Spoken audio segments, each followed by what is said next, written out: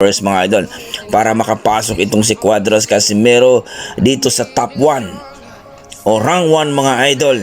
Dahil dito itong si Carlamis Martin mga idol mapalaban daw ngayong Disyembre, pero wala pa naman daw dito sa Boxrec mga idol kung matuloy ang kanilang laban, na kung saan mga idol mag-aagawan itong si Martin at si Casimero sa number 1 kapag manalo itong si Casimero dito kay Elijah First mga idol. Ayon sa ating mga pinagkakatiwalang source mga idol, matagal na itong gustong gawin o kunin itong si Casimero ni Chavit Singson dahil ang anak ni Chavit Singson mga idol ay matalik na kaibigan ni Cuadras Casimero.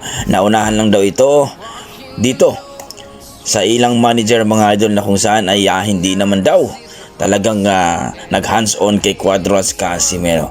Kumbaga mga idol, nakuha rin ito ng promoter ng Japanese mga idol. Ganun pa man mga